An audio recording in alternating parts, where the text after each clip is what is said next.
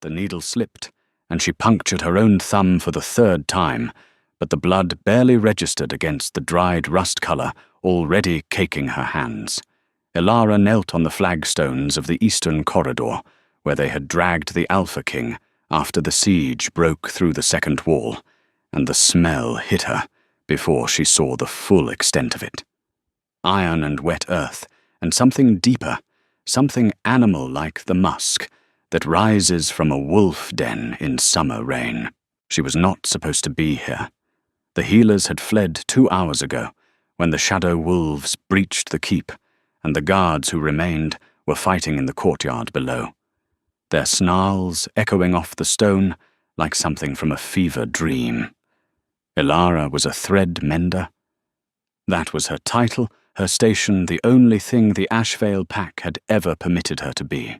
She repaired torn uniforms, patched ceremonial banners, restitched the leather bindings on training dummies when the young wolves shredded them during sparring.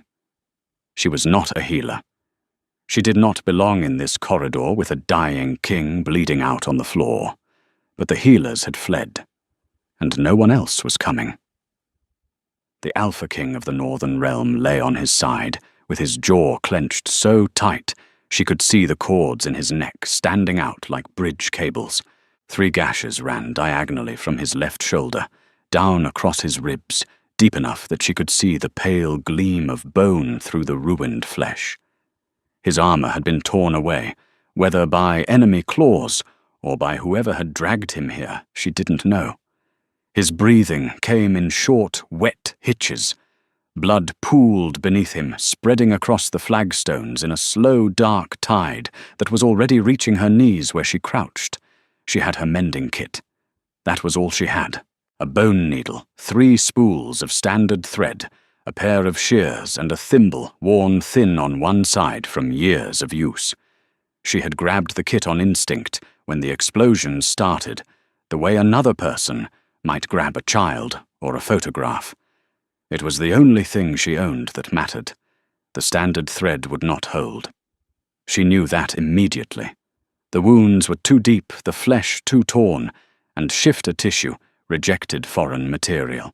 She had learned that years ago, when old Marcus the pack physician, before the healers replaced him, had let her sit in the corner of his workshop while he worked. Shifter wounds needed organic binding, living thread, something the body would not treat as an invader. Elara reached up and pulled the leather tie from her hair. It fell around her shoulders in a heavy curtain, dark auburn, the only part of herself she had ever thought beautiful.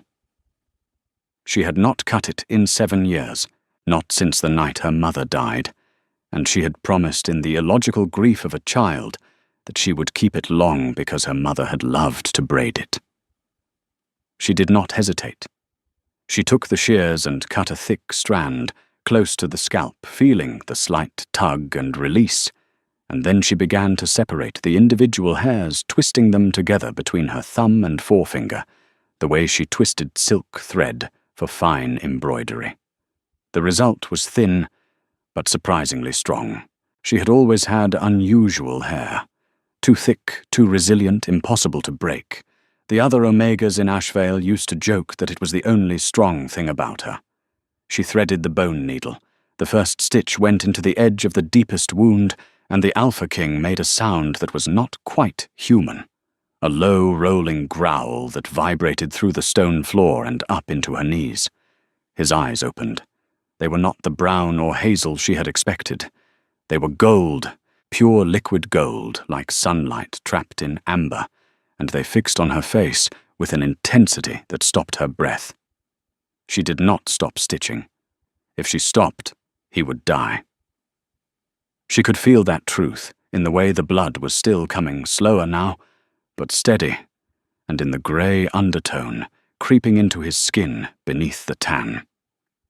She pushed the needle through the other edge of the wound, pulled the hair thread taut, and tied the first knot. Something happened. She felt it in her fingertips first. A warmth that had nothing to do with the blood.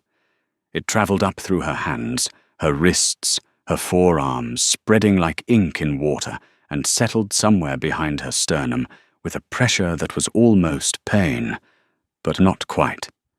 Like a door being forced open in a room that had been locked for years. The Alpha King's gold eyes went wide. She kept stitching.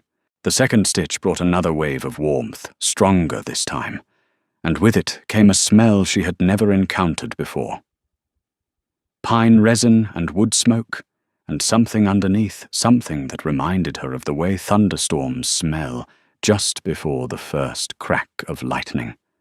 It was coming from him.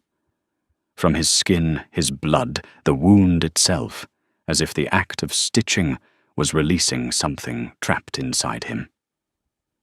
Her wolf stirred. That alone nearly made her drop the needle. Her wolf had not stirred in 6 years. Not since the Alpha of Ashvale, a thick-necked man named Gregor, with hands like shovels, had declared her wolfless at her failed shifting ceremony and assigned her to the thread room. She had been 15. Her wolf had retreated so deep inside her that she had eventually stopped feeling it, at all the way you stop hearing a clock that ticks in the room where you sleep. But now it moved, a slow, rolling awareness, like something enormous turning over in its sleep. She placed the third stitch, the fourth. Each one sent that warmth deeper, and each time her wolf pressed closer to the surface.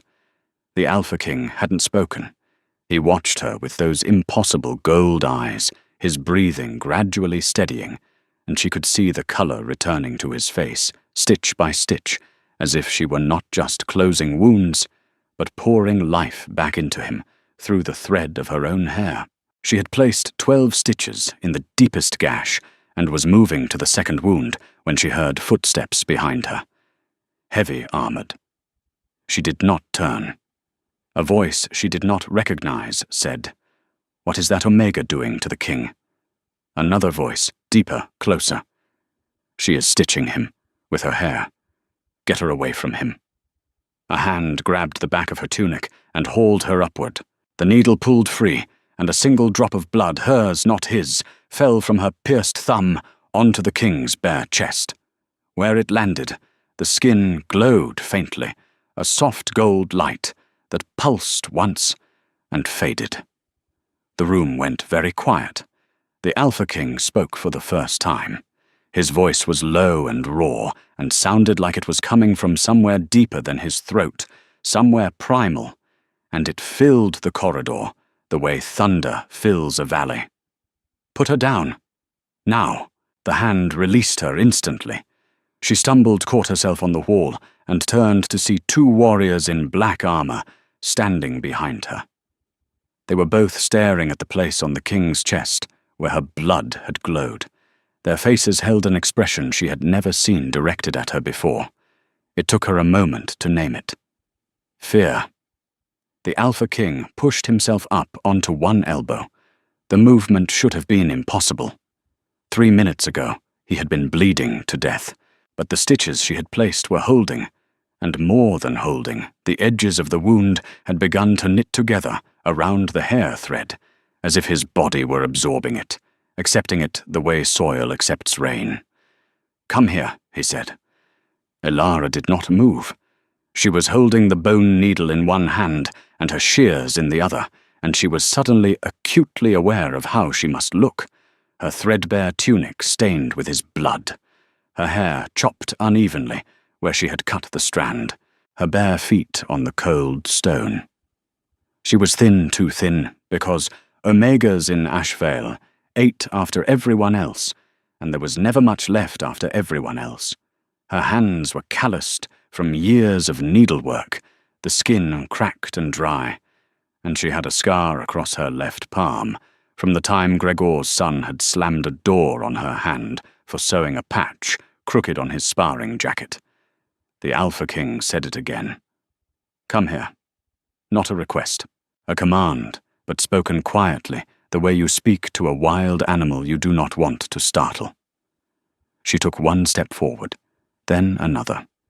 She knelt beside him, because that was what you did in the presence of an Alpha King, and because her legs were shaking too badly to stand. He reached out and took her hand. the one with the scar. His fingers were enormous around hers, rough with calluses of a different kind. Sword, calluses, war calluses. And when his skin touched hers, the warmth erupted again, so intense this time that she gasped. It roared through her like a river breaking a dam, and her wolf surged to the surface with a howl she felt in every bone. "Mate," he said. The word was simple and absolute, and it changed the shape of the air between them. "No," she whispered. "That is not possible." Because it was not possible, she was an Omega, a threadless, wolfless Omega from a minor pack in the eastern borderlands. She repaired torn uniforms for a living. She ate scraps. She slept in a closet-sized room above the laundry, because it was the only place in the Ashvale compound that stayed warm at night, heated by the steam from the pipes below. She was no one. The Alpha King's gold eyes studied her face, with a focus that made her feel like she was being read page by page, word by word.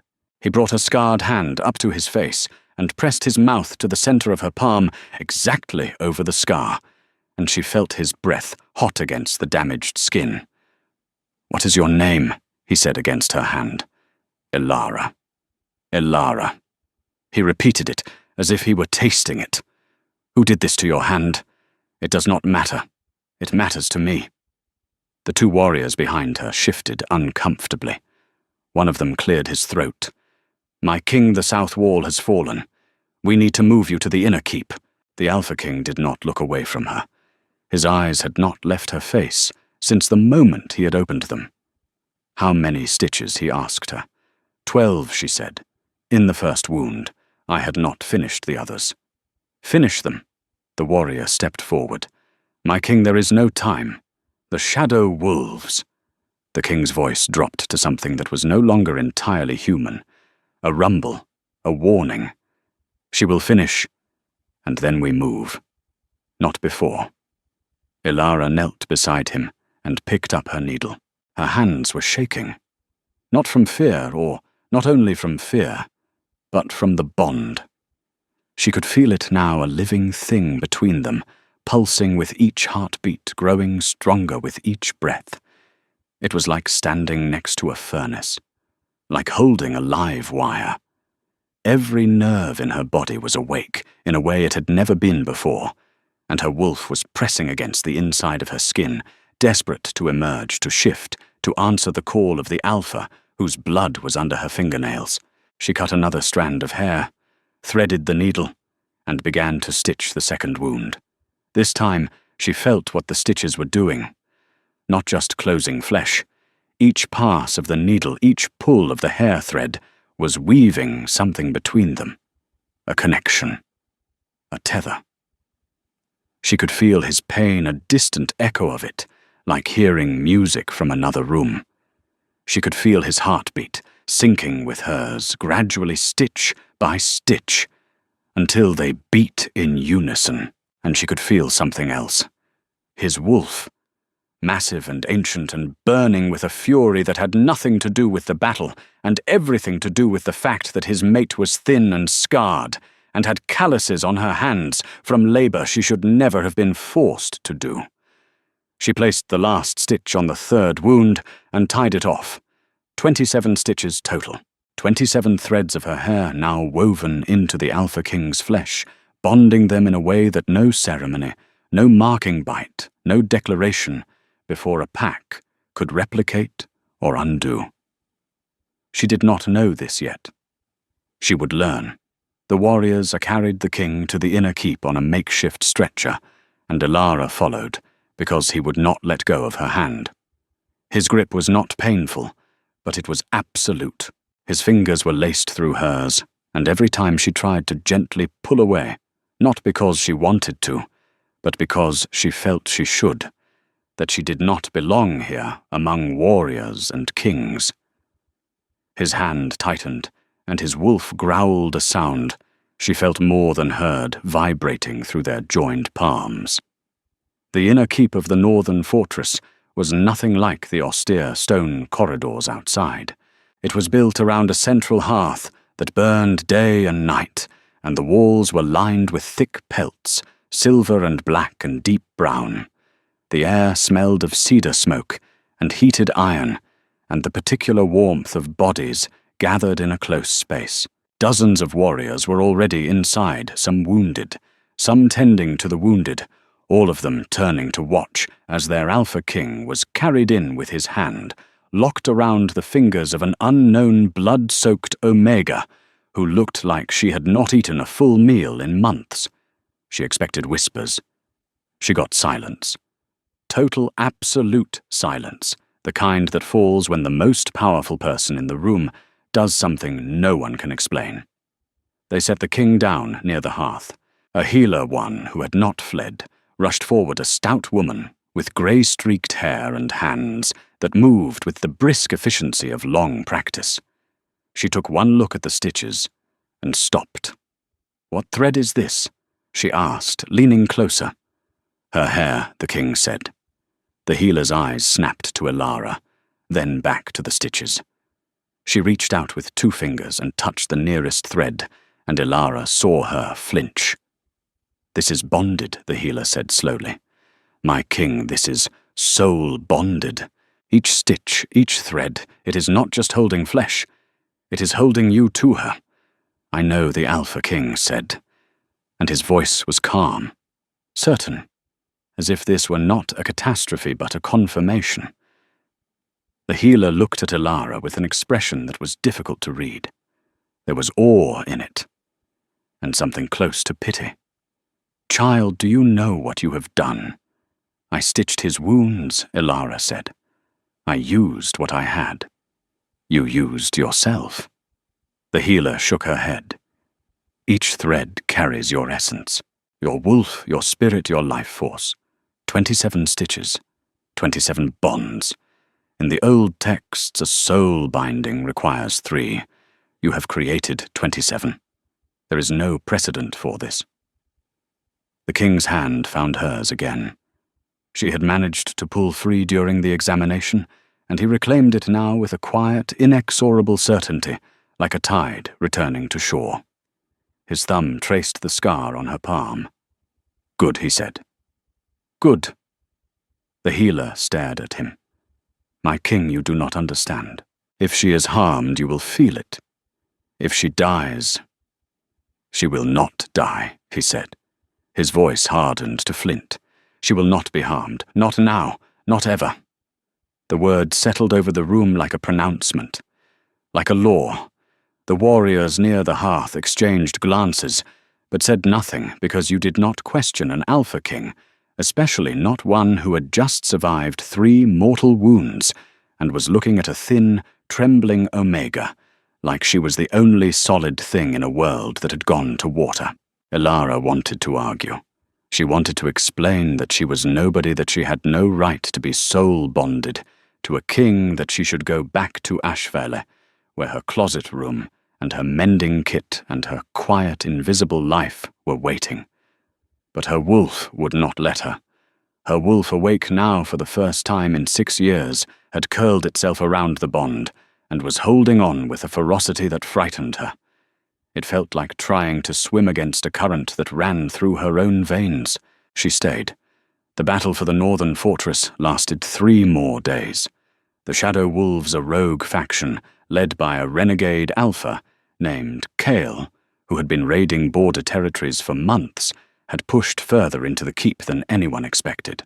Elara spent those 3 days in the inner keep, tending to wounded warriors, alongside the stout healer, whose name was Maran, and sleeping in short fits on a pallet near the hearth, because the king had ordered it placed there, and no one was willing to countermand him.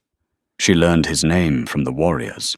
Darius Voss, Alpha King of the Northern Realm, commander of the largest pack alliance in the territory, and the youngest king to take the throne in 4 generations. He was 31. He had ruled for 9 years. He had never taken a Luna. That last fact was repeated to her several times by several different warriors in tones that ranged from pointed to hopeful, as if they were all auditioning to be the first to welcome her into the royal family. Ilara did not know what to do with any of it. She had spent the last 7 years mending uniforms. Her greatest ambition had been to save enough from her meager stipend to buy a proper set of embroidery needles, the kind with smooth eyes that did not fray the thread. She had no framework for being soul-bonded to a king.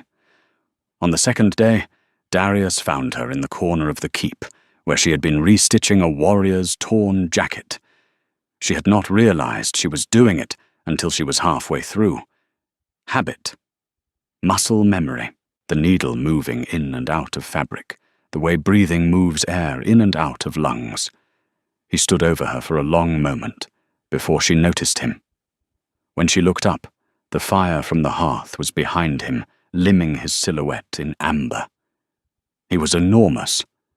She had known this abstractly, had felt the breadth of his chest beneath her hands while she stitched his wounds, but standing he was something else, entirely. Well over 6 feet wide through the shoulders, with arms that looked like they had been carved from hardwood. His hair was black, cropped short on the sides, and longer on top, and the 3 wounds she had stitched were already reduced to raised pink lines across his torso, healing at a rate that even for a shifter was extraordinary. "You are mending," he said. "Yes." He sat down beside her. Not across from her. Beside her close enough that his knee touched hers, and the contact sent that electric warmth surging through her again. She almost dropped the needle. "Show me," he said. She blinked at him. "Show you what?" "How you do it." "The stitching." She looked down at the jacket in her hands, confused. "It is just a running stitch, nothing complicated. Show me anyway." So she showed him. She demonstrated the way she held the needle, the angle of entry, the tension of the thread, the rhythm. She explained how different fabrics required different approaches, how leather needed a thicker needle and a wider stitch, how silk could only be handled with clean, dry fingers, or the oils would stain. She talked about thread weight and grain direction, and the difference between a whip stitch and a blanket stitch, and somewhere in the middle of explaining how to repair a torn seam without leaving a visible line, she realized he was not looking at the jacket. He was looking at her, what she said suddenly self-conscious. "You come alive when you talk about your craft," he said. "Your eyes change." She did not know how to respond to that. No one had ever watched her closely enough to notice what her eyes did when she talked about anything. She looked down at the jacket and pretended to examine a stitch. "Ilara." "Yes. When we return to the capital, you will not mend uniforms." She stiffened. "If you are dismissing me from service, I understand. I will find work elsewhere. I can—" He put his hand over hers, stilling the needle. "You will not mend uniforms because you will be my Luna. But if you wish to stitch, you will have the finest workshop in the realm. Any materials you want. Any tools. You will create, not repair. There is a difference, and I think you have always known it." Her throat closed. She stared at their joined hands, his massive and dark against her pale, calloused fingers, and she felt her wolf keening inside her with a sound that was either joy or grief, she could not tell which. "I cannot be a Luna," she whispered. "I am an Omega. Wolfless. Ashvale declared me." Ashvale was wrong, he said, and his voice carried a certainty that was older than argument. She felt it, through the bond, felt the absolute bedrock conviction beneath his words, and for the first time in 6 years, something inside her cracked. Not broke. Cracked. The way ice cracks in spring when the river beneath it is ready to move again. On the 3rd day, the shadow wolves retreated. Kyle pulled his forces back into the borderlands, and the northern fortress stood battered, but intact. The warriors gathered in the great hall for a count of the dead and the living. Ilara tried to slip away to the kitchens where she could be useful without being visible, but the bond would not allow it. Every step she took away from Darius pulled taut inside her chest, like a thread stretched to its limit, and she could feel his attention tracking her even when he was across the room, even when he was deep in conversation with his commanders. She made it as far as the kitchen corridor before he appeared behind her. She did not hear him approach. For a man his size, he moved with an unsettling silence. "Where are you going?" he asked. "To help in the kitchens? They will need—" "No." She turned to face him. The corridor was narrow, lit by a single guttering torch, and he filled it. "I am not accustomed to being useless," she said, and there was an edge in her voice that surprised them both. Something shifted in his expression. Not anger, curiosity, and underneath it, that liquid gold warmth that she was beginning to associate specifically with him, with the way his wolf looked out through his eyes when she said something unexpected. "You are not useless," he said. "You saved my life, with thread and a sewing needle. It was not exactly a warrior's deed." He stepped closer.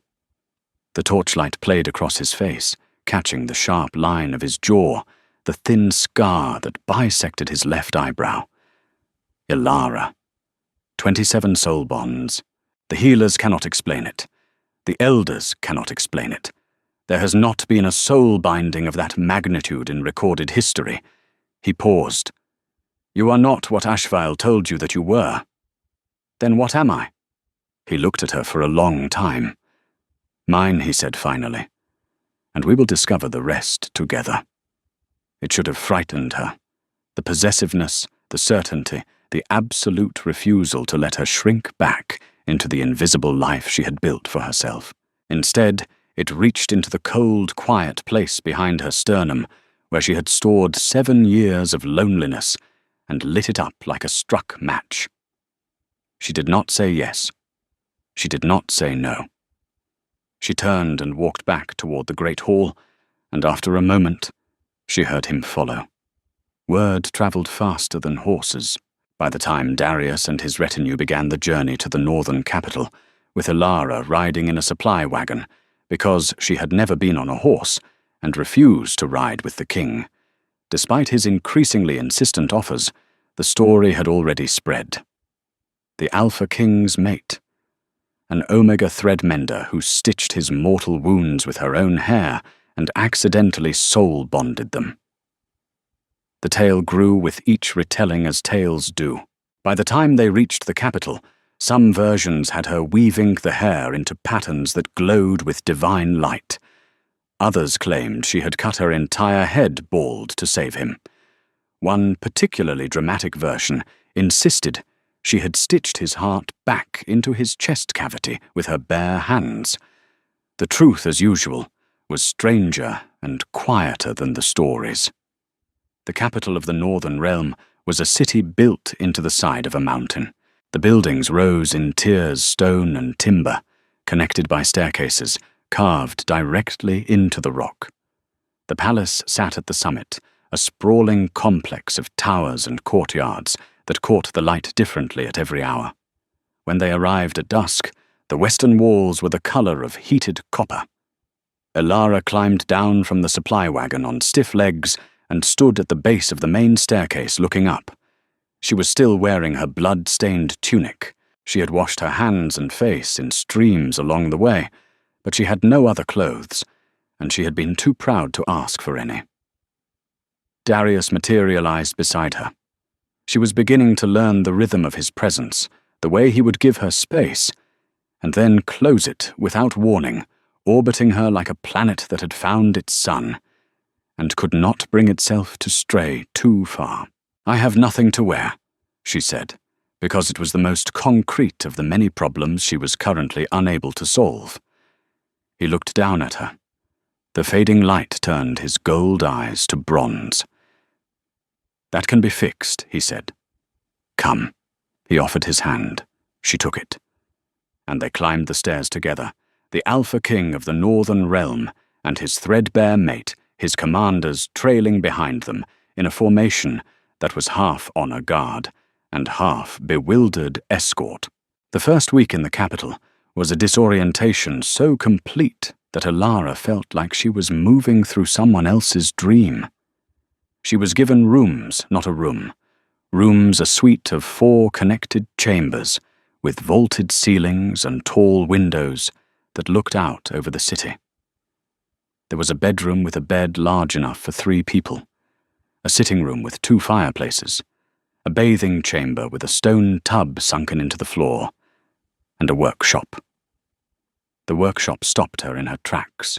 It was filled with light. The ceiling was mostly glass, fitted with panes that slanted to catch the sun from morning to late afternoon. The walls were lined with shelves, and the shelves were filled with thread. Every color, every weight. Silk and cotton and linen and wool and materials she did not recognize. There were needles of every gauge, from thick upholstery needles to needles so fine they were almost invisible. There were looms, 2 of them, one full-sized and one tabletop. There were dressmaking forms and cutting tables and drawers full of buttons and clasps and closures in silver and bone and polished wood. She stood in the doorway and could not speak. Darius was behind her. She knew without turning. She could feel him through the bond, a warm pressure at her back, like sunlight through a window. "Is it enough?" he asked, and for the first time she heard something in his voice that was not command or certainty. It was tentative, almost anxious, as if the approval of a thread mender from a minor Eastern pack was the one thing he could not simply take by force. She walked to the nearest shelf and touched a spool of silk thread the color of a winter dawn. It was the finest silk she had ever felt. She rolled it between her thumb and forefinger, testing the twist, the tensile strength, the smoothness. "This is caravel silk," she said. "From the southern coast. I have never seen this much of it in one place." "Do you like it?" She turned to face him. There were tears on her face, and she had not even felt them fall. "I do not understand," she said. "Why?" He crossed the room in 3 strides and took her face in both hands. His palms were warm and rough, and they spanned from her jaw to her temples, and he tilted her head up so she had nowhere to look but into his eyes. "Because you used yourself to save me," he said. "Every strand." Without hesitation. "And now every strand of everything beautiful you could ever want will be yours. That is not generosity, Elara. That is balance. That is justice." She cried then, properly, the way she hadn't allowed herself to cry in years. Not quiet tears, but the ugly gasping kind, the kind that comes when something inside you that has been held rigid for too long finally lets go. He held her through it. His arms came around her, and she pressed her face into his chest and sobbed, and he stood like a wall, immovable patient, letting her grief run its course. When it passed, she pulled back and wiped her face with the back of her hand, and said in a voice that was wrecked but steady, "I will make you something. The finest thing I have ever made. But I need time." He smiled. It was the first time she had seen him smile, and it transformed his face from something intimidating into something almost boyish, a flash of warmth and humor that vanished as quickly as it appeared, but left an after-image she carried for hours. "Take all the time you need," he said. "I am not going anywhere." She began to settle. It was not easy or fast. The capital was full of wolves who did not know what to make of her. The court ladies watched her with expressions that ranged from curious to hostile, and the warriors treated her with an exaggerated deference that she found more uncomfortable than outright rudeness. She was introduced to the Pack Council, 12 alphas and betas, who advised the king, and they looked at her the way a jeweler looks at an uncut stone trying to determine value. One of them, a female beta named Sarah, who served as the king's chief advisor, pulled Elara aside after the first council meeting. Sarah was tall and lean, with close-cropped silver hair and eyes the color of flint. She smelled like leather and ink. She did not waste words. "You need to understand something," Sarah said. "They are watching you, all of them. The court, the council, the visiting alphas. A soul-bonded mate is rare. A soul-bonded mate who is an Omega thread mender from a border pack is unprecedented. Some of them will support you because Darius demands it. Some will support you because the bond is genuine and they can feel its power. But some of them will try to destroy you because your existence threatens everything they believe about rank and worth and blood." Ilara met her eyes. "Who specifically?" Sarah gave her a look that was almost approving. "You are sharper than you appear. I have been invisible my entire life. You learn to watch people carefully when they never bother to watch you." Sarah nodded slowly. "Lady Varen," she said. "Darius's aunt. She has been positioning her daughter, Mira, as lunar candidate for 3 years. She will not take this well. And she has allies on the council." Lady Varen arrived at the capital 4 days later, and Ilara understood immediately what Sarah had meant. Varen was not what she expected. She had braced herself for cruelty, for open hostility, for the kind of sneering contempt she had experienced at Ashvale. What she got was worse. Varen was polite, impeccably, devastatingly polite, with a smile that never reached her eyes, and a voice like honey poured over broken glass. She came to Ilara's workshop on the pretense of welcoming her to the family. She was a handsome woman, in her late 50s, with silver-streaked black hair, and the same strong jaw as Darius. She wore a gown of midnight blue that had been tailored with a precision Ilara's trained eye immediately recognized and respected. Varen examined the workshop with the careful attention of someone cataloguing assets. She touched the looms inspected. The thread ran a finger along the cutting table. Her expression revealed nothing. "My nephew tells me you saved his life," Varen said, settling into the chair by the window with the ease of someone who had been sitting in other people's spaces her entire life. "I stitched his wounds," Ilara said. "That is all. With your hair." Varen's eyes lingered on Ilara's uneven hair, which she had trimmed into something slightly less ragged, but which still bore the evidence of the hurried cutting. "How remarkable. You must have very strong hair." "Apparently." Varen smiled. "You know my daughter Mira studied healing arts at the academy in Silverhollow. 3 years of formal training. If she had been there that night, she would have had proper sutures, proper thread, proper technique." She paused just long enough. "But I suppose improvisation has its charms." The blow was so precisely aimed that Ilara almost admired it. Almost. She had spent 7 years in Ashval, enduring cruelty from people far less skilled at it than Varen, and she recognized the technique. The compliment that was not a compliment. The comparison that diminished without ever raising its voice. She picked up her needle and began working on the piece she had started that morning, a panel of embroidered silk that she had not yet decided the purpose of. "I am sure Mira is very talented," she said. "I would like to meet her." Varen's smile thinned by a fraction. "I am sure you would." She stood smoothing her gown. "Dinner is at 7. The king expects you to attend. I have taken the liberty of sending some suitable dresses to your rooms." She looked Ilara up and down. "We cannot have the king's mate appearing at court in a threadmender's tunic."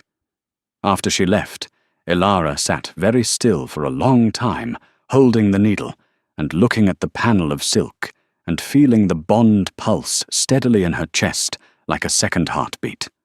Then she put down the needle and went to find Sarah. The dresses Varen sent were beautiful, and 2 sizes too large. Ilara was not surprised. She had seen this maneuver before, though in Ashvale it had been cruder.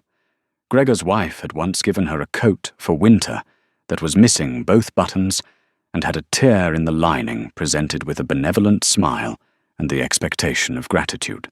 The cruelty was in the performance of kindness, She altered the dresses herself, taking them in at the waist, and hem with quick, invisible stitches that Varen would notice, and everyone else would not. She appeared at dinner that evening in deep green silk that fit her perfectly, and she watched something flicker across Varen's face. Not surprise exactly. Recognition. The recognition of an opponent who had made her first move. Darius noticed the dress. He noticed everything about her with an attention that was sometimes overwhelming, and sometimes, like now, exactly what she needed. He looked at her across the dining hall, and even at that distance, through dozens of courtiers and servants and flickering candlelight, the bond pulsed, and she felt his approval like a hand pressed flat against her sternum. She sat at his right hand for the first time. The chair had been empty for 9 years. After dinner, he walked her back to her rooms, as he did every night, their fingers intertwined. At her door, he paused. "You altered the dresses," he said. "Yes." "They did not fit." "No." His jaw tightened. "Who sent them?" She hesitated. "Your aunt was kind enough to." "Elara." His voice was quiet, but the gold in his eyes had intensified, and she could feel his wolf pressing against the surface. "Who sent them?" "Lady Varen. But it was a minor thing. I am accustomed to—" "You are no longer accustomed to anything," he said, and there was a heat in the words that was not anger at her, but anger for her, a distinction she was only beginning to learn. "You are my mate. My Luna. Nothing minor about you is minor to me." He lifted her hand and pressed his lips to her knuckles. "Good night, Elara." He left. She stood in the doorway and pressed her hand to her chest, where the bond was singing, and wondered when she had started believing that she might deserve this. The dreams began on the 4th night. She dreamed of wolves. Not the wolves she knew, not the grey and brown and tawny wolves of Ashvale, but wolves of a different kind. White wolves, pure white, with eyes that glowed like blue flame. They moved through a forest of birch trees in a landscape that smelled of snow and crushed wintergreen, and they moved in silence, and they moved together, and they moved toward her. In the dream, she was not afraid. She stood among the birch trees in her bare feet, and the white wolves circled her, and the largest of them, a female with a scarred muzzle and eyes older than the trees, pressed her nose to Elara's hand. "You are late," the wolf said. "We have been waiting." Elara woke with frost on her fingers. Actual frost. Delicate crystals of ice coating her knuckles, and the webs between her fingers melting even as she sat up in bed and stared at them. She did not tell Darius about the dream. Not yet. She held it inside her the way she held the bond, carefully, uncertainly, like carrying water in cupped hands. But the healer Maren found her the next morning, took one look at her face, and sat her down in the infirmary. "Your wolf is waking," Maren said. "It has been asleep a long time. There may be complications." "What kind of complications?" Maren was quiet for a moment. Then she said, "I examined the stitches again last night while the king slept. They are gone, Elara, absorbed completely into his flesh. But the bonds remain. I can feel them 27 threads stretching between you, and they are not just connecting your wolves. They are connecting your bloodlines. I do not understand." Maren chose her next words carefully. "There are legends, old ones older than the pack system, older than the Alpha hierarchy. Legends of the White Wolf line, healers who could stitch flesh and spirit together, who used their own bodies as thread." She met Elara's eyes. "Those legends say the White Wolf bloodline was destroyed 300 years ago, hunted to extinction, because their power was too great, too dangerous. They could bind any wolf to their will, any Alpha. I am not binding anyone to my will," Elara said, and her voice came out sharper than she intended. No, Maren agreed. But you bound a king. Soul bonded him 27 times over with no training, no intention, no knowledge of what you were doing. That is not an Omega's power, Elara. That is not any wolf's power that exists in the modern pack system. The frost on her fingers, the white wolves in the dream, the way her hair had been strong enough to stitch a dying king back together. "What are you telling me?" Elara whispered. "I am telling you to be very careful about who learns what you are. Because if the White Wolf bloodline is not extinct, there are those who will want to use it, and those who will want to destroy it all over again." Elara left the infirmary and went directly to her workshop, because the workshop was the only place where her hands stopped shaking. She picked up the silk panel she had been working on and began to embroider. The needle moved by instinct, and as it moved, a pattern emerged that she had not planned. White wolves running through birch trees. The thread seemed to choose its own color, pulling from spools she did not remember selecting, and the image that grew beneath her fingers was so vivid it almost breathed. She worked for 6 hours without stopping. When she finally set the needle down and looked at what she had made, she felt the blood drain from her face. The embroidered wolves were glowing, faintly like the glow of her blood on Darius's chest, a soft white gold light that pulsed in rhythm with her heartbeat. She covered the panel with a cloth and shoved it to the back of the shelf. It was too much. All of it. The mate bond, the soul binding, the workshops and dresses, and the Alpha King who looked at her like she had hung the stars. And now this. A bloodline she had never known, a power she had never asked for.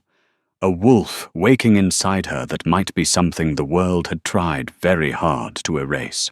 She slipped out of the palace through a servant's entrance and walked down the carved staircases to the lower city. She needed air. She needed noise and ordinary life, and the feeling of ground beneath her feet that did not belong to anyone. She walked until she found a market square busy with the afternoon crowd, and she sat on the edge of a stone fountain and breathed. The water in the fountain smelled of mineral and chalk. A child ran past her chasing a leather ball. An old woman at a vegetable stall argued with a younger man about the price of turnips. Normal sounds. Normal life. She closed her eyes. She should not have closed her eyes. The hand that grabbed her arm was fast and strong, and before she could react, a cloth was pressed over her face. It smelled sweet and chemical like rotting flowers. The world tilted. The last thing she heard before the dark swallowed her was a voice she recognized, though it took her fading mind a moment to place it. Gregor, the Alpha of Ashvale, saying, "I told you she would wander alone eventually. Leash or no leash, an Omega never learns." She woke in a cellar. The floor was packed earth-damp cold against her cheek. The air was thick with the smell of root vegetables going soft, and the acrid bite of kerosene from a lamp hung on a hook above the door. Her wrists were bound behind her with silver chain, and the burn of it was immediate and vicious silver against shifter skin, a pain that went deeper than physical contact, that reached into the place where her wolf lived and squeezed. Her wolf howled, not the tentative stirring of the past week, but a full-throated scream of pain and fury that echoed through the bond. She felt it go out from her like a signal flare, like a lighthouse beam, cutting through fog, and she knew with absolute certainty that Darius felt it too. The cellar door opened. Gregor came down the stairs. He was exactly as she remembered, thick-necked, broad-shouldered, with small eyes that sat too close together, and a mouth that always looked like it was chewing something unpleasant. He wore the Ashvale pack leader's sigil on his chest, a crude iron emblem that looked as it had always looked, like something made by someone who thought craftsmanship was weakness. But here was the thing about Gregor that no one outside Ashvale would ever have guessed. He was afraid. She could smell it on him now, a sharp, sour note beneath his usual scent of sweat and stale beer. His hands, those shovel-sized hands, were not quite steady. He pulled a chair across the floor, the legs scraping against the earth with a sound that made her teeth ache, and sat down across from her. "You have caused me a great deal of trouble," he said. Elara said nothing. Her cheek was still pressed to the cold dirt. The silver chains burned. "The Northern King is tearing the city apart looking for you. My scouts counted 40 warriors in the lower market alone." He leaned forward. 27 soul bonds, Elara. 27.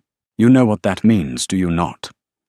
She knew what it meant for her and Darius. She did not know what it meant for Gregor. "It means you are a weapon," Gregor said. "The most valuable weapon alive. A soul binder who can tie an Alpha King to her will with a strand of hair." "Do you think I declared you wolfless by accident?" The words hit her like cold water. She lifted her head from the floor and stared at him. Gregor's thick fingers drummed on his knee. "Your mother knew what she was, what you would become. She came to Ashvale to hide you not from the world, but from yourself. She begged me to suppress your wolf, to keep you small, to keep you invisible." She paused, and something crossed his face, something she would not have believed if she had not seen it herself. He looked tired, old. The lines around his eyes were deeper than she remembered, and for just a moment the fear in his scent was joined by something else, something that smelled like regret. "I kept my promise to her," Gregor said quietly. "For 7 years after she died, I kept you small. I made you a thread mender. I made sure no one looked at you twice. I took the beatings my son gave you, because every bruise made you smaller, made your wolf retreat, further made you safer." Elara's throat was dry. Her voice came out cracked. "Safer from what?" "From the people who killed every white wolf they could find 300 years ago." Gregor met her eyes. "They are still out there, Elara. They call themselves the Silver Order, and they have been searching for the last white wolf for decades." Something shifted in the cellar. Not physically, emotionally. The narrative she had built about her life, the simple, painful narrative of an unwanted Omega, abused by a cruel pack leader, tilted on its axis, and showed her an underside she had never suspected. "So you kidnapped me from the capital," she said slowly, "to protect me." Gregor's expression hardened. "I kidnapped you because you wandered out of the most fortified palace in the northern realm, with no guard, no escort, and no apparent understanding of the target you have painted on your own back." His voice rose. 27 bonds, Elara. Public knowledge. The entire territory knows what you are. The Silver Order will have heard by now. They will come for you. Then why not tell Darius? Why not tell the Alpha King? Because the Silver Order has agents everywhere, in every pack, in every court. Gregor's voice dropped. In his court. "I do not know who they are. I only know they are there because your mother told me, and your mother was very, very rarely wrong about anything." The cellar was quiet. The kerosene lamp flickered. Elara lay on the cold earth with silver chains burning her wrists, and looked at the man she had hated for 7 years, and tried to reconcile what he was telling her with every memory she had of him. The time his son slammed the door on her hand, the way Gregor had watched stone-faced from across the room. Had that been indifference or discipline? Had he been too afraid to intervene, too committed to the performance of not caring? She did not forgive him. She could not. The bruises had been real. The hunger had been real. The 7 years of invisible, silent, small existence had been real, and you could not unmake those years by explaining them. But she understood him. For the first time she understood him, and the understanding hurt worse than the silver chains. "Why are you telling me now?" she said. "Because the bonds changed everything. Your wolf is waking. Your power is manifesting. Hiding is no longer an option. Gregor stood and his chair scraped again. Your king is coming. I can hear his wolves in the streets above us. When he gets here, he will want to kill me. You will need to decide quickly whether to let him. She heard it then. The sound that Gregor's ears, older and more attuned than hers, had already caught. Howling. Deep and furious, the kind of howling that makes the air itself vibrate. It was coming from above them, from the streets of the lower city, and it was getting closer. The bond inside her chest was a roaring inferno.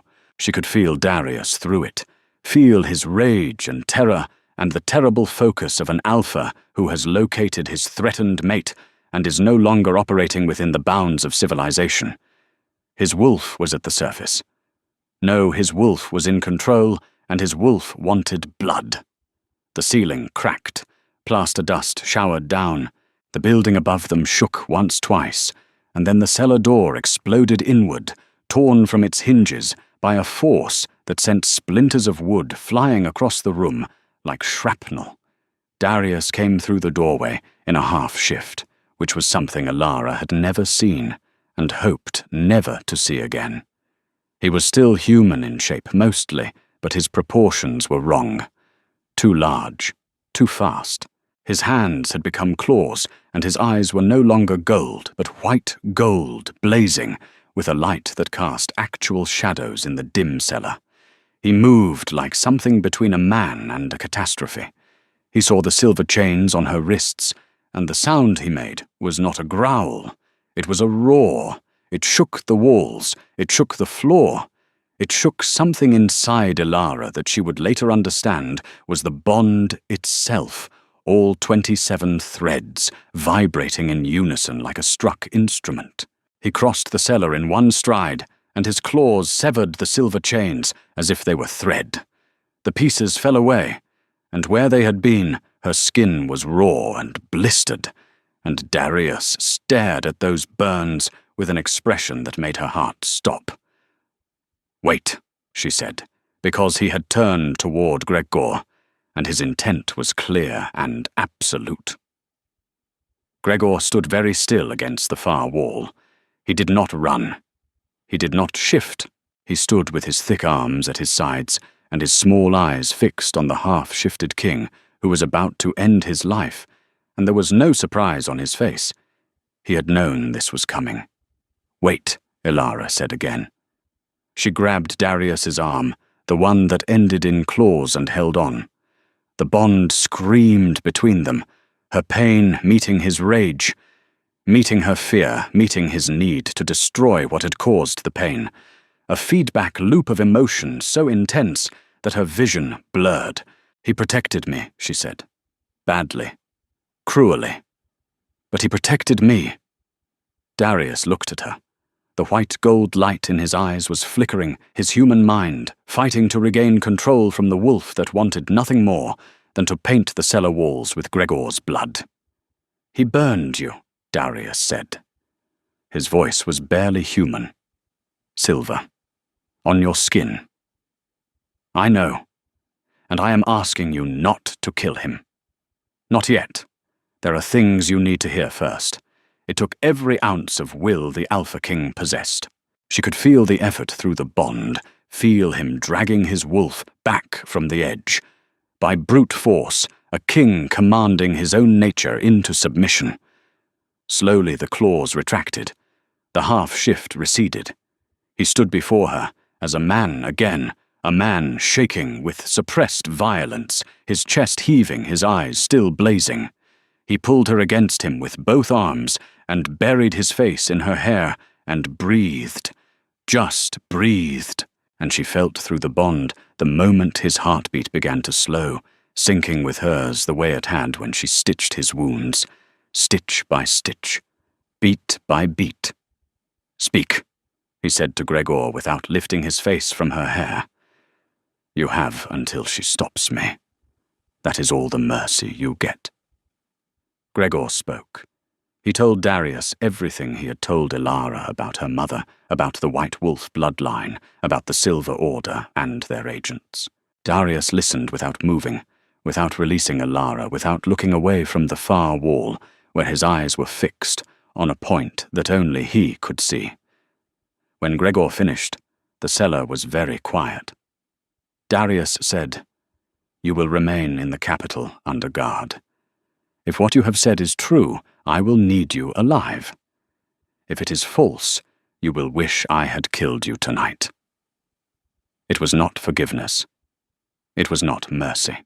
It was strategy, and Gregor recognized it as such, and nodded and said nothing more.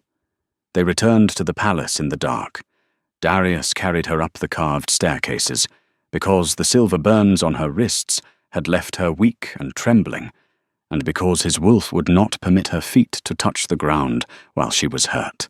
She protested twice, and he ignored her both times, and eventually she stopped protesting, and pressed her face into his neck, and breathed in his scent, pine, and thunderstorm, and let the bond rock her like a current.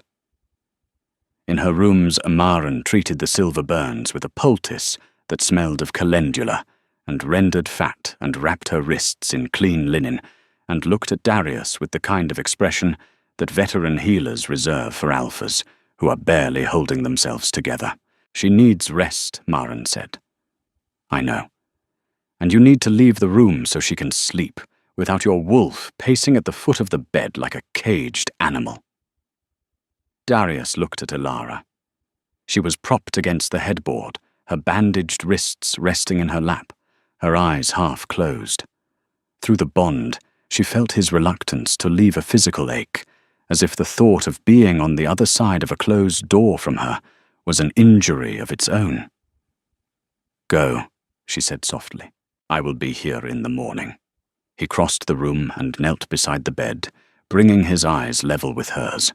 He lifted one of her bandaged hands and pressed his lips to the linen just above the wound. "Every scar they gave you," he said, "every burn, every hungry night, I will repay them all. Not in kind, Elara, in magnitude." He left. Maren left. The room was quiet, except for the crackle of the fire and the distant sound of the city settling into night. Elara dreamed of white wolves again. They were closer this time. The female with the scarred muzzle stood directly before her, so close Elara could see the individual hairs of her coat, each one shimmering with that pale blue-white glow. "You are nearly ready," the wolf said. "The bonds have woken what was sleeping." But the thread is not finished. "What thread?" Elara asked. "You know," the wolf said. "You have always known. You are a thread mender, are you not? What do you do? With broken things I repair them. Then repair yourself." She woke at dawn with her wolf pressing against the inside of her skin so insistently that it hurt. Not the vague stirring of the past week, but a sustained grinding pressure like something trying to be born. She got out of bed. Her wrists ached beneath the bandages. She walked to the workshop and stood in the center of the room in the early light coming through the glass ceiling, and she closed her eyes and reached inward. Her wolf was there, not the small, cowering thing she had imagined all these years. It was massive, radiant, white as a birch grove in winter, with eyes that burned blue. It had been folded up inside her, compressed, suppressed, pushed down so deep that even she had forgotten it was there.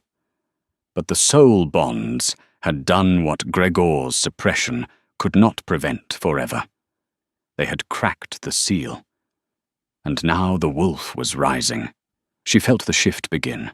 It started in her spine, a cascading series of cracks and reorganizations that should have been painful, but were not, that felt, instead like a long-held breath finally being released.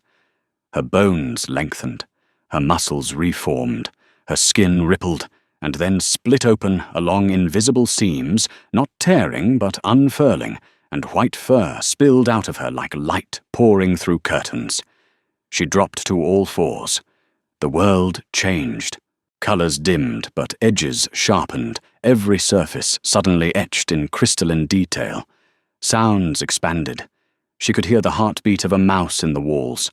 She could hear Darius's heartbeat 3 floors below, strong and steady, and she could hear the exact moment it stuttered and then accelerated, because he felt it too.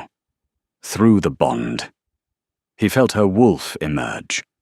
She was enormous, much larger than an Omega wolf, should be larger even than a standard Alpha, and her coat glowed with that pale blue-white light she had seen in the dreams. She caught her reflection in the glass ceiling, a vast white wolf standing in a workshop full of thread and needles, and the absurdity of it, the incongruity, almost made her laugh. Almost. Wolves do not laugh. But her tail twitched once, and that was close enough. The door burst open. Darius stood in the frame, barefoot, bare-chested, wearing only the loose trousers he had slept in, and she could see the raised pink lines of the scars where her stitches had been. His eyes were blazing gold, and his wolf was so close to the surface that she could see it in the way he moved, the predatory roll of his shoulders, the slight elongation of his canines. He stared at her. His white wolf. His mate, standing in the morning light, glowing, impossible, the last of a bloodline the world had tried to extinguish 3 centuries ago. He dropped to his knees. Not in submission, an Alpha King does not submit, but in reverence, in awe. He knelt on the workshop floor, and she padded toward him, her massive paws soundless on the stone, and she pressed her head against his chest. His arms came around her neck. She felt his face in her fur, felt the dampness there, and realized with a shock that penetrated even the otherness of wolf mind that the Alpha King of the Northern Realm was weeping. The bond between them, all 27 threads, sang. Word of her shift traveled through the palace within the hour. By noon, the entire capital knew. The Alpha King's mate was not an Omega. She was a white wolf, the first to walk the earth in 300 years, and she was soul bonded to the king with a strength that the healers and elders could not quantify. Sarah arrived at the workshop at midday, with a look on her face that was half wonder and half strategic calculation. "We need to talk," she said. They talked.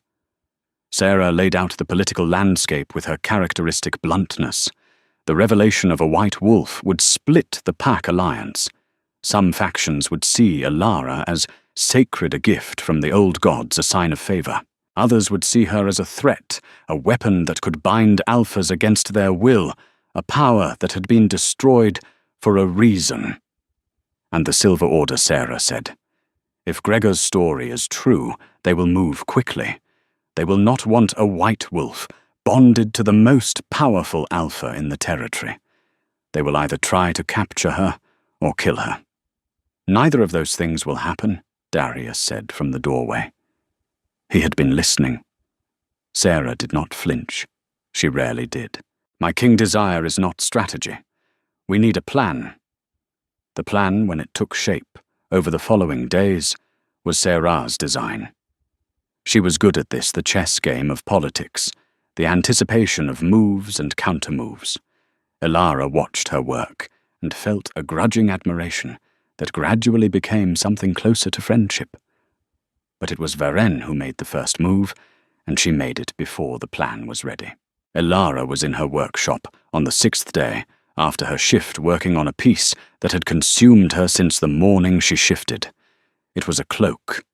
She was weaving it on the full-sized loom, and she was weaving it with her own hair strands, cut carefully and twisted into thread the way she had done that first night in the corridor. But this time, she knew what she was doing. Each thread hummed with the pale blue-white light of her wolf. Each pass of the shuttle sent a pulse through the bond that she could feel in her teeth. She was making armor. Not the metal and leather kind. The kind that could not be removed, could not be penetrated, could not be severed. A cloak woven from soul bonds, each thread a tether between her and Darius, reinforcing the 27 original bonds until they were not a chain, but a fabric, a living garment that would wrap around them both. She was so absorbed in the work that she did not hear the door open. The needle that went into her neck was thin and precise, and the poison on it worked fast. Her vision blurred. Her hands went slack on the shuttle. She slid from the loom bench to the floor, and the last thing she saw before the dark took her was Varen's midnight blue gown, and the polished tips of her shoes standing close, very close, and a voice saying, "I am sorry, child." Truly. But you should never have come here. She did not lose consciousness entirely. The poison held her in a twilight state, aware but unable to move, able to hear but not respond. She felt herself being lifted, carried, moved through corridors she could sense but not see. She felt the bond stretching, straining, screaming. And then she felt Darius, through the bond. Not his presence, but his absence, a sudden devastating silence, as if someone had cut 27 strings on an instrument all at once. The cloak. The unfinished cloak was still on the loom, and without it, without the reinforcement she had been building, the bonds were vulnerable. The poison was doing something to them, dissolving them, unwinding them, and as each one frayed, she felt herself being cut loose from the man she loved. No, not loved. She had not said it, had not allowed herself to think it, because the word was too enormous and too dangerous, and she was still after everything, the girl who ate scraps in a closet room, and believed she did not deserve beautiful things. She loved him. She loved the way he knelt in workshops, the way he pressed his lips to her scars, the way he said her name like he was tasting it, the way he had wept in her fur, the way he had asked, "Is it enough?" and meant it truly meant it. The Alpha King of the Northern Realm, genuinely anxious about whether a thread mender was pleased with his gift. The bonds were fraying and she loved him, and she was going to lose him. No. The word came from somewhere deeper than thought, from the place where her wolf lived, the enormous, glowing, impossible wolf that had been sleeping for 22 years and was not it, turned out accustomed to being told what it could not do. Her wolf pushed through the poison, like a river pushing through a dam. White light erupted from her skin so bright that even through her closed eyes she could see it. She heard Varen gasp. She heard whoever was carrying her drop her. She hit the ground, and the impact jarred something loose, and she shifted. The transformation was explosive. Not the gentle unfurling of the workshop, but a detonation, white fur and blue-white light, and a wolf the size of a small horse crouching in the corridor of the palace with her teeth bared and her eyes blazing. Varen was backing away. She had 2 men with her hired wolves, not pack members, their eyes wide, with the particular terror of people who have realized they are prey. Elara did not attack.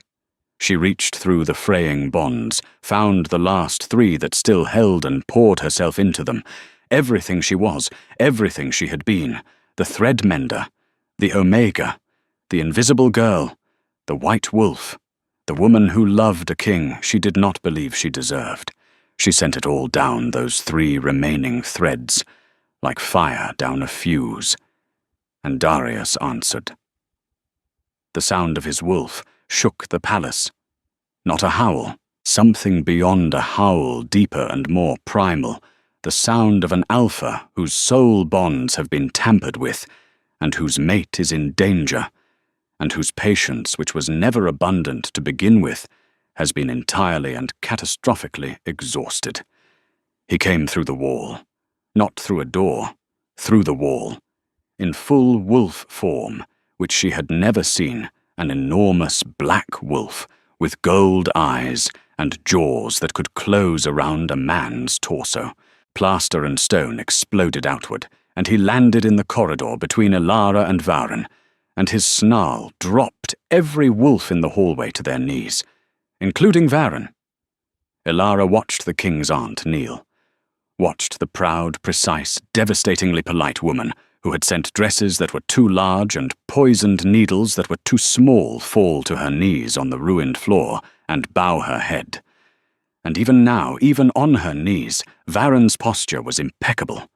her spine straight, her hands folded. I acted to protect the family, Varen said. Her voice was steady, though Elara could smell her fear sharp and acrid. A white wolf soul-bonded to the king makes our entire line a target. The Silver Order will not stop at her. They will come for you, for your heirs, for every Voss who carries the bond in their blood. I did what I believed was necessary to prevent a genocide. Darius shifted back. He stood naked and furious in the ruined corridor, and his voice, when he spoke, was so controlled it was more frightening than any roar. You poisoned my mate. You tried to dissolve our bond. He paused. And you did it because you were afraid. I did it because someone had to think clearly, Varen said. And you have not thought clearly since the moment she touched you. There was a silence. Then Darius said, You are right. I have not. She walked into my life covered in my blood with a needle in her hand, and I have not had a clear thought since. He looked at Elara. His gold eyes were steady.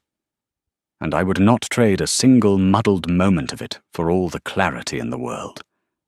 He turned back to Varen. You will be confined to your quarters. Your daughter Mara will be sent to the eastern provinces with an escort. Your allies on the council will be questioned.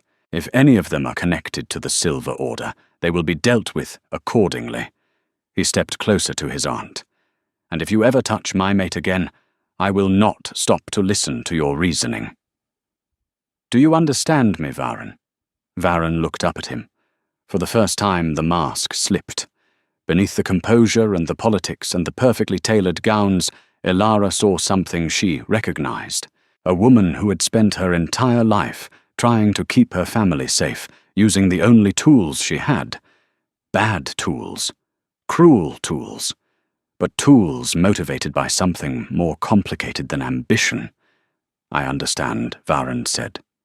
And then quieter directed at Elara, with eyes that held something too complicated to be called an apology, but too real to be dismissed.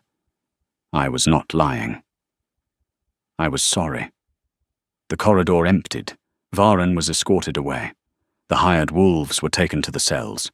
Maren arrived, and examined Elara and declared the poison neutralized by the shift and the bonds, damaged but recovering. 3 had been fully dissolved. 24 remained, still unprecedented, still stronger than anything in recorded history. Darius stayed with her through the night. They lay in her bed together for the first time, not as lovers, but as wounded creatures pressing close for warmth. His body curved around hers, his arm across her waist, his face in her hair. She could feel the 3 missing bonds, like phantom limbs, empty spaces in the fabric between them. It hurt. I will fix it, she whispered. He pulled her closer. You do not need to fix anything. I am a thread mender. Fixing things is what I do. She felt his smile against the back of her neck. You are a white wolf. I am a white wolf who fixes things. He laughed, low and quiet and genuine, and she had never heard him laugh before, and it was, she decided, the best sound she had ever heard. Better than thread pulling smoothly through silk. Better than the hum of a loom in motion. Better than the singing of the bonds. The next morning she returned to the workshop and finished the cloak. It took her 3 days. She wove with a focus and intensity that bordered on trance, her wolf light glowing steadily from her fingers as she worked. She did not eat at the loom, though Darius brought food and set it beside her with a patience that would have stunned his warriors. She ate when she could bear to stop in short breaks, standing at the window looking out at the city she was beginning to think of as home. The cloak, when it was finished, was extraordinary. It was not white as she had expected. It was every color. The hair thread infused with her wolf light had transformed during the weaving into something that shifted and changed depending on the angle and the light. In the morning sun it was gold. In the evening, deep blue. In firelight it glowed with a warm amber that made it look like it was woven from captured flame. It was light as gossamer and strong as steel, and when she held it up to the light, she could see the bond pattern woven into the fabric, 27 lines that connected and intersected in a design that reminded her of constellations.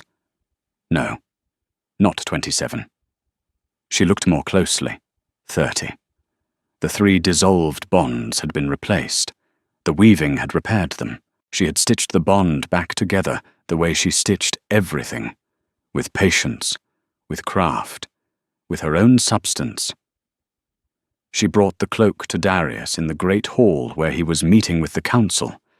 She walked in without announcement, without permission, without apology, and every head in the room turned. She was wearing the green silk dress she had altered, and her hair, still shorter than it had once been, was beginning to grow back in soft waves that curled around her jaw. She stood before the Alpha King and held out the cloak. He looked at it, then at her. "What is this?" he asked. "The first thing I have ever made that was not a repair," she said. "It is for you. Put it on." He stood. He took the cloak from her hands, and as his fingers touched the fabric, light rippled through it, gold, meeting blue-white, their wolves greeting each other through the thread. He swung it over his shoulders, and the cloak settled against him, as if it had been designed for his exact body, which it had, because she had measured him in her mind with the same precision she brought to every stitch. The room was silent. The cloak blazed, gold and white and blue and amber colors cascading through the fabric like northern lights, and the bonds, all 30 of them, locked into place with an almost audible click, each one a thread connecting the king to his mate, binding them in a way that no poison, no politics, no silver order could ever dissolve. "Now try to take him from me," Elara said. She said it quietly, but her wolf was in her voice, and the words carried to every corner of the hall. Darius looked down at her. His gold eyes were bright. The cloak rippled behind him. "No one will take me from you," he said, "and no one will take you from me. Not in this life. Not in any other." He turned to the council. He did not raise his voice. He did not need to. "The Luna of the Northern Realm stands before you. My mate, my soul bond. A white wolf of the old blood returned to us after 300 years. Any wolf who questions her right to stand at my side will answer to me personally. Any faction, any order, any power that moves against her moves against this crown. That is not a warning. It is a fact." He looked at Sarah. "Set the ceremony for tonight." Sarah, who was never surprised, looked surprised. "Tonight? Is there a reason to wait?" Sarah looked at Elara. Elara looked back. "No," Elara said. "There is no reason to wait." The marking ceremony was held in the great hall at midnight. The hearth was banked high, and the flames cast long shadows across the pelts and the stone. The entire pack was present, warriors and healers and craftspeople and children who should have been in bed but were not, because no one could bring themselves to deny them this. Elara stood before Darius in the firelight, wearing the green silk dress, her hair curling around her jaw, her silver-burned wrists still bandaged, but healing. She was thin. She was scarred. She was not the Luna anyone had imagined for the Northern King. She was exactly the Luna the Northern King needed. He held her face in both hands, the way he had in the workshop on the day she cried. He tilted her head to the side, baring her neck, and she let him, and the vulnerability of it, the willingness, the trust, sent a shiver through the bond that she felt in every thread. His mouth found the curve where her neck met her shoulder. She felt his teeth, the elongated canines of a wolf in human form, press against her skin. He bit. Deep. The pain was sharp and real and faded almost instantly into something else. Something that was not pain at all, but completion, the closing of a circuit, the tying of a final knot. She felt the mark form, not just on her skin, but through the bond, through all 30 threads, a seal, a signature, an absolute. Mine, he said against her neck. Mine, she said back, and meant it. The hall erupted. Howls, not the polite, ceremonial howls she had expected, but raw, wild, joyous sounds, torn from 100 throats, the sound of a pack welcoming its Luna. Gregor stood in the back, under guard, watching. His face was unreadable, but his eyes, those small, too-close-together eyes, were wet. In the weeks that followed, the Northern Realm reorganized itself around a new reality. Ilara was Luna.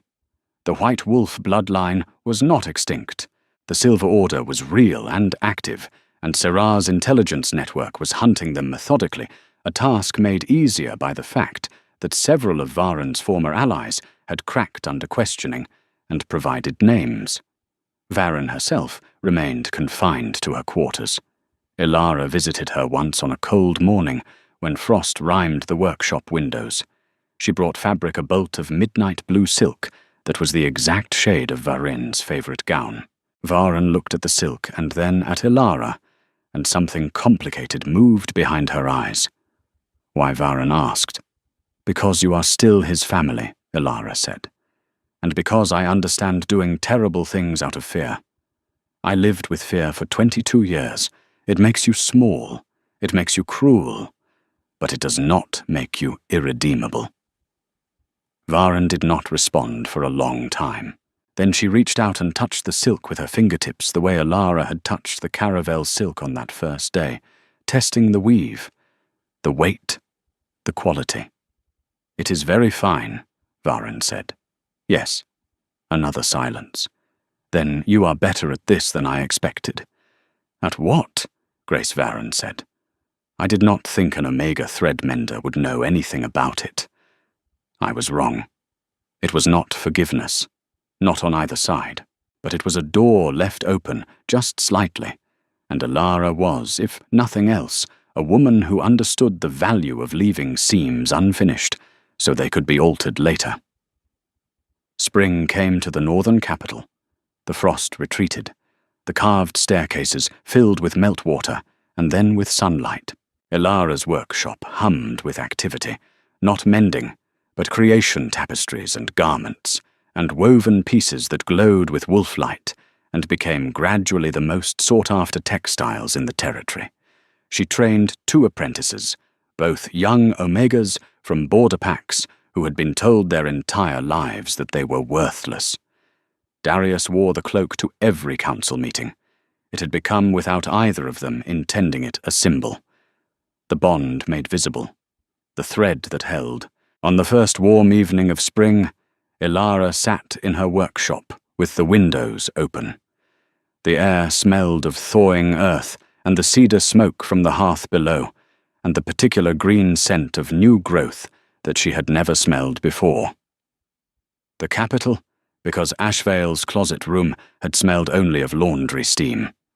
She was working on a small piece, an embroidered panel similar to the one she had made months ago, the one with the white wolves that glowed, but this one showed something different. She heard him before she saw him. Not his footsteps, he was still uncannily silent for his size, but his heartbeat. Through the bond, the steady measured rhythm that had become as familiar to her as her own breathing. He stood in the doorway and watched her work. She let him watch. She had learned to be comfortable with his attention, the way she had learned to be comfortable with the bond itself, gradually, in stages like wading into water, that was deeper than it first appeared. "What are you making?" he asked. "Come and see." He crossed the room and stood behind her, his chest against her back, his chin resting on the top of her head. She felt him go still as he looked at the panel in her hands. She had embroidered 2 wolves, one black, one white.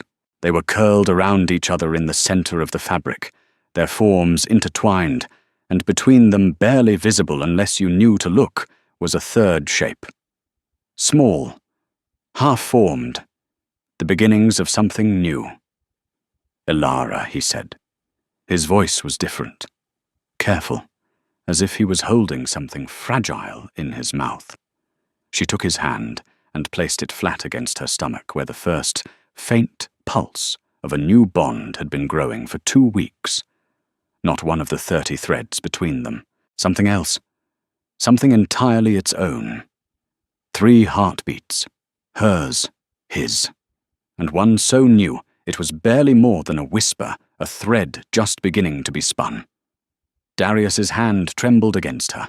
The Alpha King, who had walked through walls and terrified armies, and knelt in workshops whose wolf could shatter stone with a snarl, stood behind his mate, with his palm against her belly and his face pressed into her hair, and shook. She covered his hand with hers.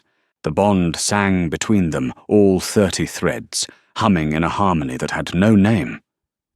Outside the workshop window, the evening light turned the mountain city to copper and gold, and somewhere in the streets below, a child laughed, and somewhere in the forests beyond, a wolf howled, and in the workshop full of thread and looms and beautiful things, Elara pressed her needle through the fabric, one final time, pulled the thread taut, and tied the knot.